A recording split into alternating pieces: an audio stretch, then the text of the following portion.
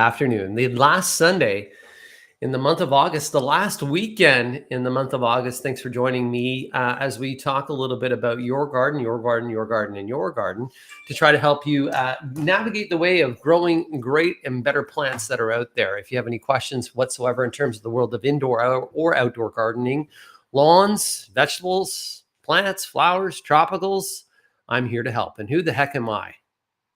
I ask myself that question a lot. I am Frank Ferragini, aka Frankie Flowers, a four-time best-selling garden author, as well as a recipient of Landscape Ontario's Garden Communicator of the Year. I'm here each and every week to kind of help you navigate your world of gardening, to find out a little bit more and kind of motivate those out there to, even though we could have some failures, to have some great successes. So I come on here to chat and to answer some of the questions. I encourage you to take a look at my social media, which is Instagram, Facebook.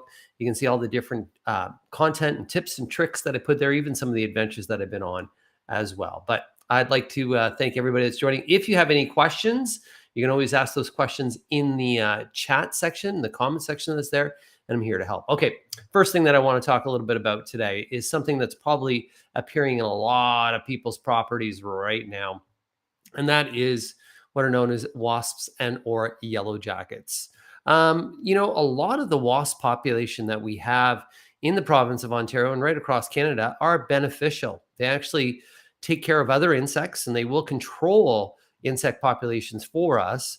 However, some of them can be harmful, especially if you're allergic to wasps and or yellow jackets. I had one in my backyard just the other day. So the key is number one is to first off, try to locate where the wasps are. The second thing that you really want to do is wait till later on into the evening. And that's when you're going to start to see that the wasps will all go back to the nest if you found the nest. Nest, for instance, can be a paper wasp, which could be in a tree. They could be a mud wasp, which is actually attached to your home sometimes, where they actually create what appear to be almost like little homes made out of mud. That's why they're called mud wasps. You can also have some wasps that could be in the ground as well. So the key is if you're outdoors and you're having them frequent an area, they're protein lovers. So if you're out there eating and you're wondering why are they not only going to the sweet things, but why are, I'm eating chicken. Why are they going towards my chicken? They love a protein source. First thing that we can do is just a simple trap is we can actually take a 1 liter pop bottle, a clear pop bottle, and we can actually cut the top off. We can take that top and then we're going to flip it upside down. So the bottom where we normally drink from is actually pointing into the pop bottle itself.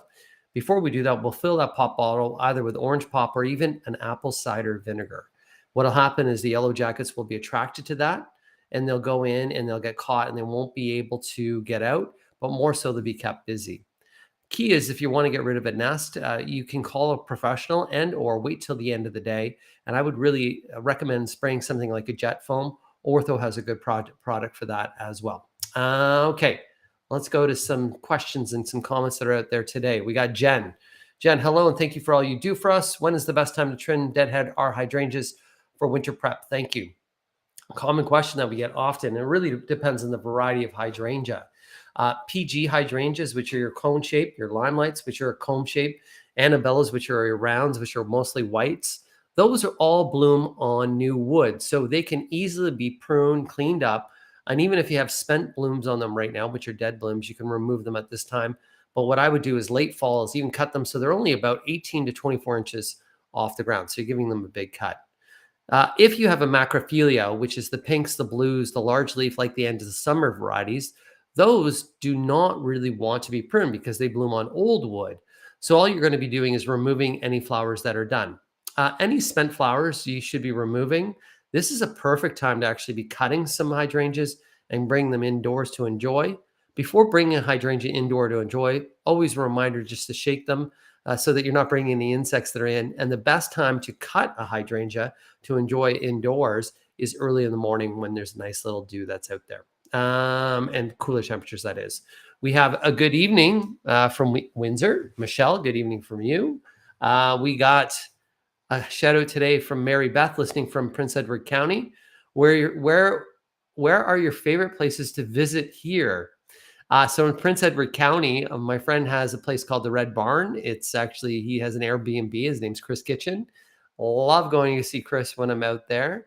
The Wanderer is an amazing new hotel that's out in Prince Edward County. There's several wineries and cideries. It's always just fun to go just do an adventure that's there. Some of the communities are just so great. Tanya, my good friend Tanya. Hey, Frank, had mud wasp nest in my shed this summer, sprayed it at dusk. That's the best time. The reason why you're spraying any wasp at dusk is that's when they're all coming back to the nest. That's when they're dormant and they're basically not going to be as active. That way you'll get the full nest. And when you use a jet foam, you can actually spray them from a distance and not be harmed as well. Marianne. Hello, Marianne. Marianne, good afternoon, Frank. Good afternoon to you too. We got, there's the question, Jen Lee. Little Bobo, thank you. So Little Bobo is actually the cone-shaped variety, which is related to your PGs and to your limelights. So they bloom on new wood. The Little Bobo, I would just enjoy the blooms until almost snow flies. And then if you want to remove some of those blooms then, you can do it. And it's a really good idea before the snow flies because sometimes the snow can be heavy, wet snow, catch those blooms, bend them down and break. So I would do it late fall and you can prune them half their size, easily half their size with no problem whatsoever. Marianne, question about hibiscus. Dinner plate hibiscus, fall or spring to trim? So they're going to get quite tall. So after they finish their bloom period, I would prune them back in the fall. And that way we're not going to get any of those stems that would break due to freezing rain or heavy wet snow that we need to consider. But you're going to find that those dinner plate hibiscus in the spring will actually branch out, bracket out from right down by the soil level. So in the spring, you can continue to prune any dead wood that you have. But a reminder, those dinner plate hibiscus are very late to leaf out. So sometimes you may feel that they're not there, that they're dead, but they're actually one of the latest things to start to leaf out. So that could be well into near the end of May, even the beginning of June. So just a reminder there. Hello from Woodstock, Ontario. Hello to you. We got Doreen. Doreen. Hi, Frankie. I have magnolia scale. I have sprayed with insecticidal soap. So magnolia scale, if for those that don't know, it's when you'll actually see bumps on the stems and or branches of the magnolia. The insecticidal soap will control some, but what's better is using a horticultural oil. The horticultural oil will smother, and as well, if you have a really bad case of magnolia scale, think about even taking some cotton swabs with alcohol and almost flicking them off with the cotton swabs and alcohol. But better than an insecticidal soap for magnolia scale is a horticultural oil. And another really good reminder is early spring, you could use a dormant spray kit. It was a combination of the horticultural oil and the lime sulfur. Doing this in early May, that'll take care of some of the additional scale at that time. Scale actually suck. They're sucking the stems. And because they're more of a scale and they have more of a harder shell, you need to smother than an insecticidal soap. And that's probably the best bet for you. Hi, Frankie. Hey, Rosemary. Great name, by the way. Great herb, by the way. Hi, Frankie. Thank you for your knowledge from Cobourg, Ontario, Canada. How you doing out there? We got Herbert. How you doing today? Good evening from Markham. Why are hydrangeas blooming from a couple of years, although they get leaves every year? Why are my hydrangeas blooming from a couple of years? So my assumption is why are hydrangeas not blooming? They bloom for a couple of years, and now you're just getting big leaves every year. That's generally the Macrophylla variety. And so if we're doing improper pruning, if we're pruning those in fall and or spring, and we're removing this year's growth, this year's wood that grew, then we're removing blooms for next year. They don't really like to be pruned. So on those varieties, I usually let them be. And then in the spring, all I'm doing is really removing any of the dead wood that I see. So I wait till they leaf out and then remove dead wood at that time. It's a simple. There are some varieties, though, that are marginally hardy that will just put foliage out and will not bloom. Sometimes you're not getting blooms as well, or you're not getting as many blooms because some of the area could have been a little bit more heavily shaded. And because of that, it's just not getting enough light as well. We have another good question here from Mary Beth. Thank you. I will visit the Red Barn. I heard many great things about that place. Go check it out. Say hi to Chris for me as well. Marianne, are Rosa Sharon related to hibiscus? Yes, they are. Actually from the same family. Rosa Sharon, though, just a word of warning, they're fantastic. They are late summer bloomers that will bloom all the way into November. Various colors, can grow quite big, but as well, they can actually drop seeds and start to sprout up. And so some people get really frustrated because there's all these little hibiscus that are popping up all over and into their lawn. So just be aware of that, and just make sure that you're putting your hibiscus in full sun and that it has adequate space, because some of the varieties can get really big.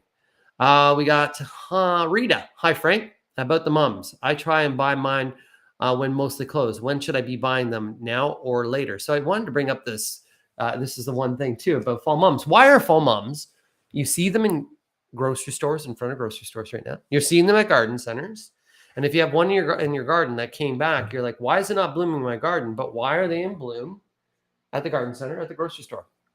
Those that are in bloom, mums are a daylight sensitive plant. So your fall chrysanthemums, your garden mums, are a daylight sensitive plant, meaning that their blooms start to develop and trigger based upon the shortness of daylight hours. So as soon as the daylight hours are shorter and there's a little bit cooler of an evening, that's when it'll actually set its bud to go into bloom. Greenhouse growers can actually shade, meaning they restrict the amount of sunlight that the mums are seeing. So when they're planted in July, as greenhouse growers, they basically push a button and they tuck them in, meaning that they black out the entire greenhouse, restricting the amount of daylight hours that they see. That triggers them into bloom earlier, and there are some varieties that bloom earlier. So some of the fall mums that you're seeing right now in your garden centers have been tricked to get into bloom at this time of the year. If you're buying a mum at this time, I would want to buy one that is just what's called crack color. And what's crack color is where you can see the color, but it's not in bloom. That's going to give you a long duration of bloom power all the way through into October. If it's in full bloom right now, it's not going to last for Thanksgiving. Definitely. It'll actually finish its bloom period. We got another little shout out to Anna. Anna, how do I get rid of Japanese beetle on my roses? Thanks, Anna from Mississauga. So Japanese beetles, we've been talking about them often, almost each and every week. The population's been quite high. There's a couple of different options. One option is the trap, which is a pheromone trap, so that you can put them away from your roses, and the beetles will go to the trap and will actually just all get caught into that pheromone trap. Second option is you can spray those beetles on your rose bushes with Beetle Be Gone. Ortho Beetle Be Gone, good product that can take care of it. That's the two. And then also, if you have beetles, you may have grubs in your lawn. So just check when you're digging in your garden. If you see a white kind of fleshy looking worm with a brownish head, that's a grub. Then we got to treat for grubs, and we can do that with Grub Be Gone. Speaking of which, we still have some Scott's Miracle-Gro giveaways. Thanks to Scott's Miracle-Gro for those giveaways. If you share this, what do we call it? This little discussion, this for the love of gardening, if you hit share. So you go on your little bottom and you can see on the corner of the screen right there with Facebook or whatnot, you hit share, you share it, that'll enter you into a draw, and that'll be up to $75 that could get brought to you, shipped to your home, or you have to pick it up, of some beautiful Scott's Miracle-Gro, different products to help you with the growing season. We got Kelly. Kelly, hi, I live in a zone 5B in Newfoundland. My summer crush hydrangea turned purple, suggestion to make the soil the correct acidity so it'll actually get pink. So purple or blue means that you have an acidic soil. So in order to make it go pink, if you wanted to go pink, then you're going to put a horticultural lime down. That lime will neutralize the acidity. And by neutralizing the acidity next season, so if we're putting horticultural lime in the spring, put some horticultural lime around those hydrangeas, and that will make sure that that guy there is not purple next year. That'll be more pink for you. So you just basically have an acidic soil, by the way. We have another question and or comment from Miriam. Good afternoon, Frankie. How are you? I'm doing great.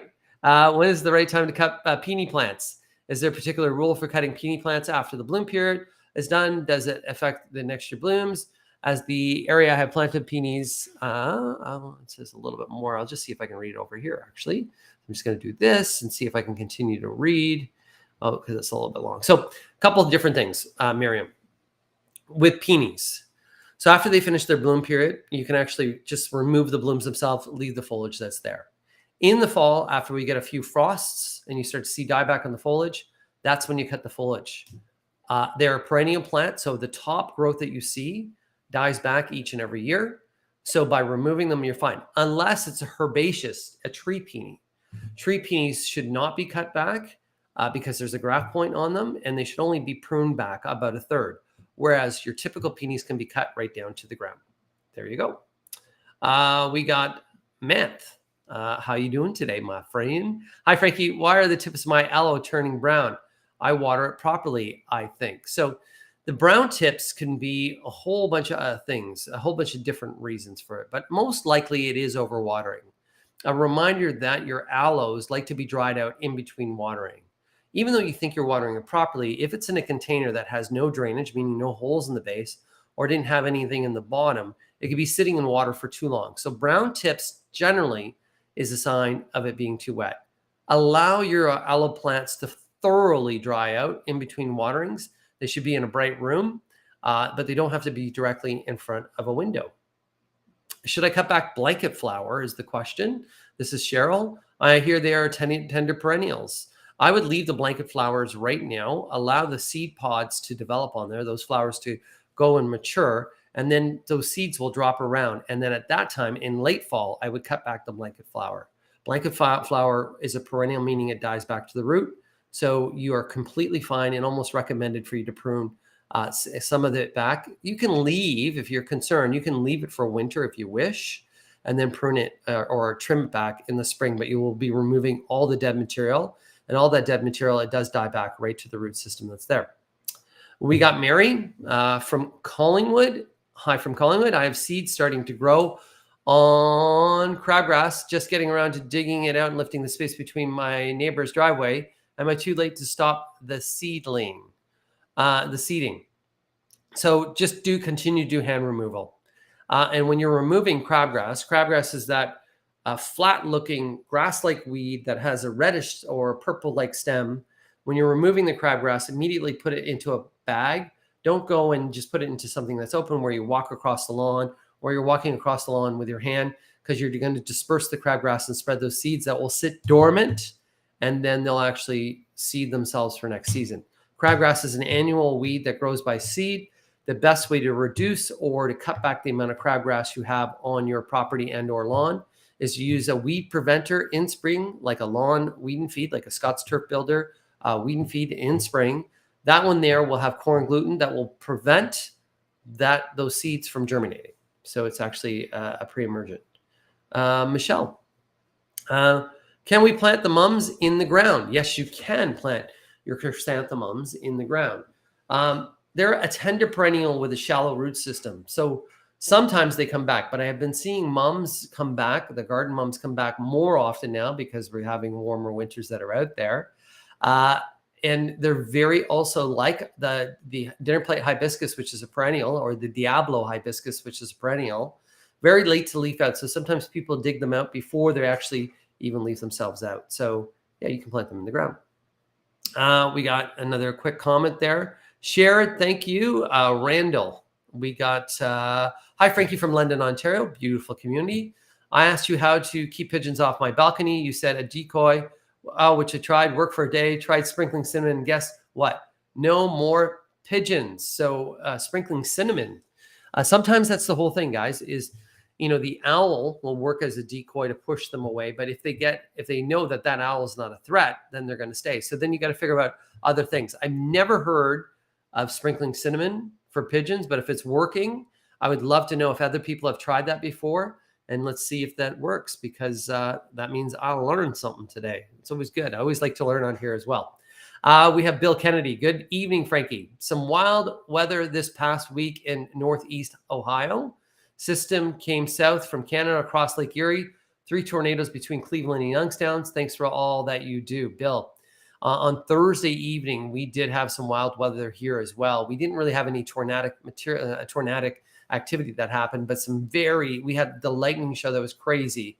And we're getting these frontal systems that are moving through at more of a frequency. They're putting down heavier rainfalls, and those heavier rainfalls are creating washout. And I don't know about many people that are watching and or listening to this later on, but this year, some of the tomato plants I've been seeing a lot be getting now late blight, downy mildew, and fusarium wilt. And a lot of that has been related to just how wet of a year it is. So if you're finding that some of your tomatoes are looking, and I'm just going to show you guys here as I share my screen, some of your tomatoes are looking like this, where you're getting some of the scabbing that you're seeing on the tomatoes, you're getting some of that dieback on the stems, and actually this is a really good indication where all of a sudden your tomatoes look just like that, where they're shriveling up. That's an indication of late blight, and that late blight is just really due to some of the weather patterns that we've been having. Bill, thankfully you're nice and safe out there, and Bill's family, Bill who is on here, Bill's family does Utterly Smooth. It's a hand moisturizing cream.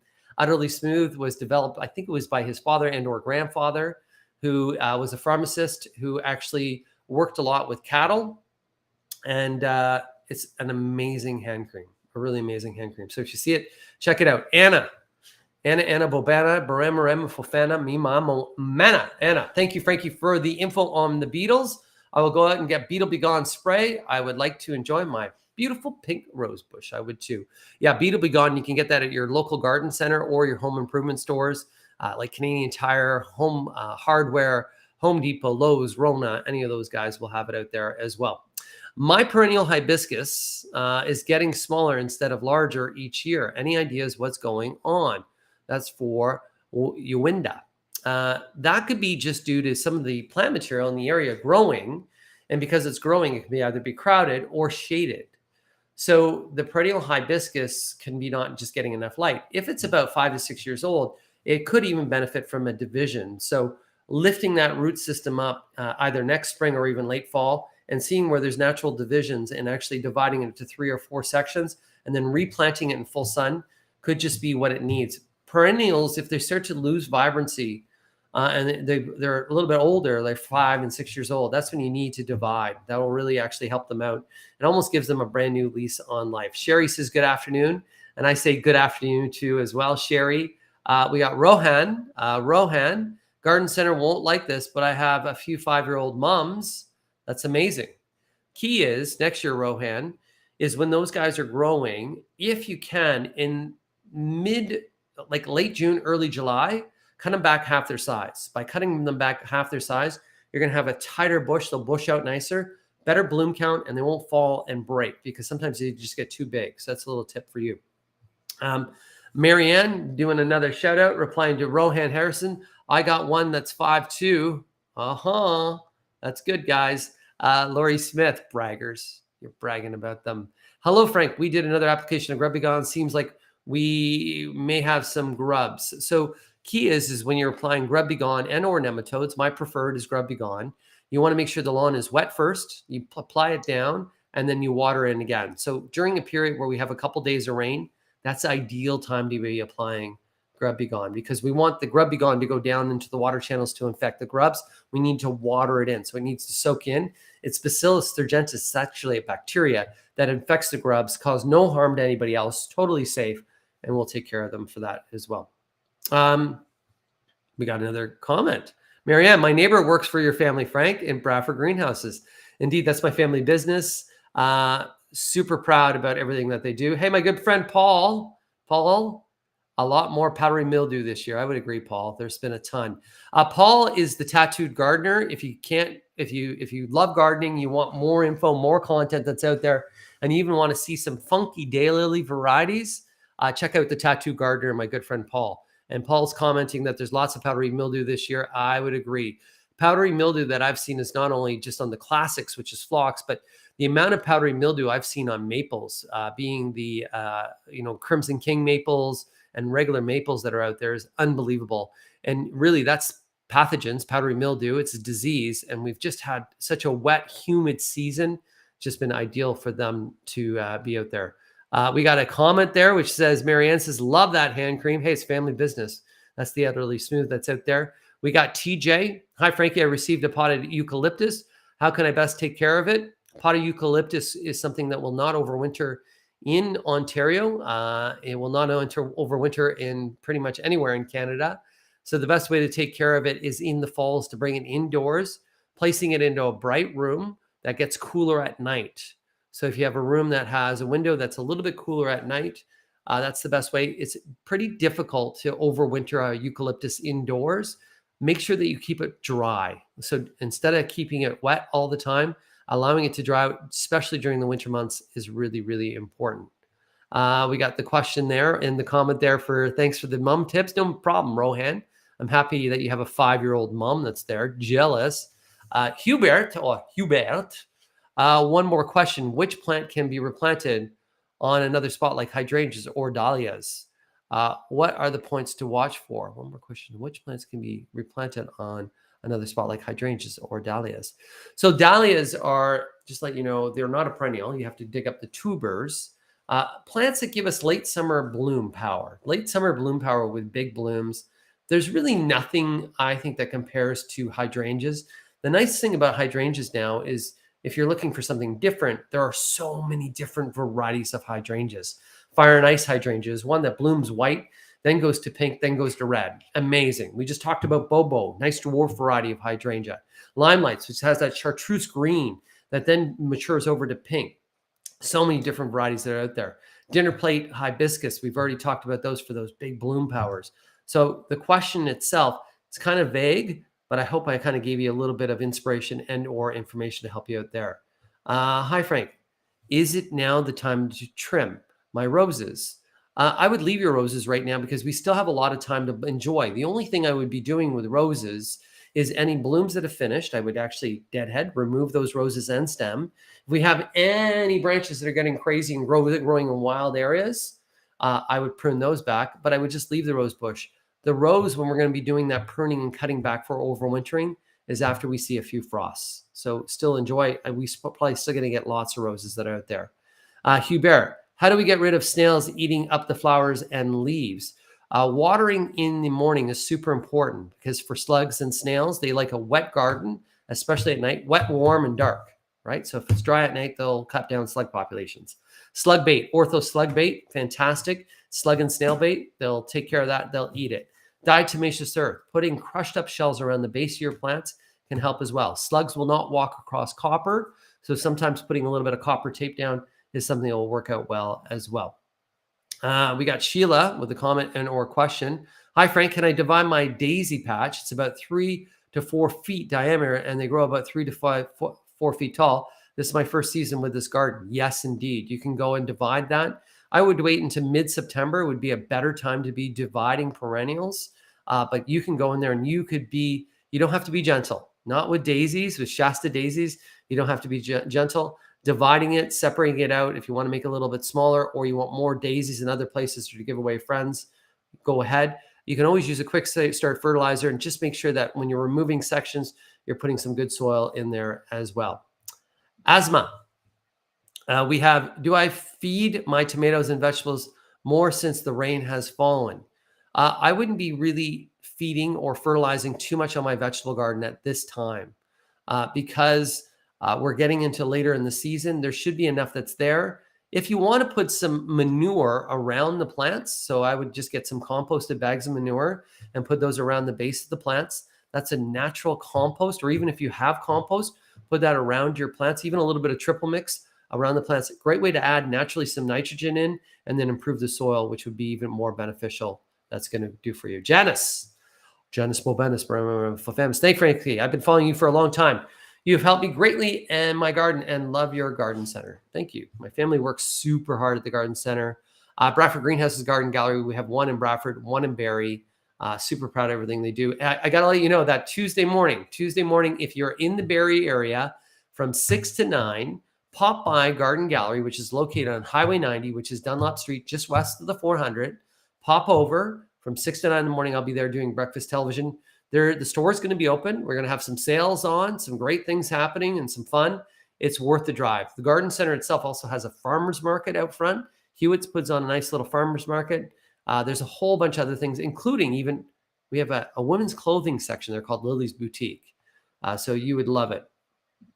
And we got a comment here. Hey, Frank, did you mention you'll be at the Barrie Garden Gallery for BT on Tuesday? Looking forward to it. Mary, I'll see you there. See you there, Mary. Hubert's saying, thanks for your awesome advice. Thank you for being awesome. All of you for being awesome. Cindy is saying, hi, Frankie. My tomatoes have black spots all over them, and the plants are having to throw them out. So that black spot on the bottoms of them is usually blossom end rot, or it could be some of the late blight that you have.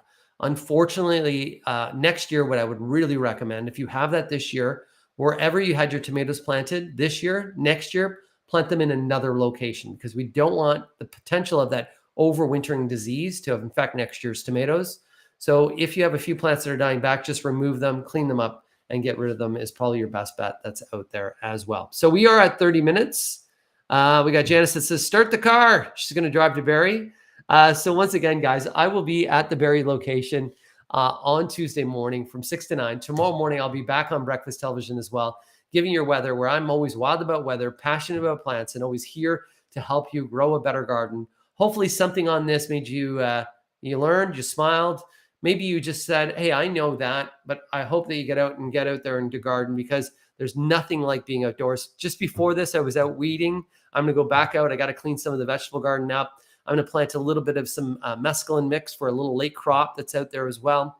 So I'm going to get back to gardening because it's a beautiful day here. Sunshine, temperatures around 20. My favorite kind of day to be active and be outdoors. Have a great night, everybody. Happy Sunday. And I will see you tomorrow morning on Breakfast Television early. See you then. Ciao. Bye.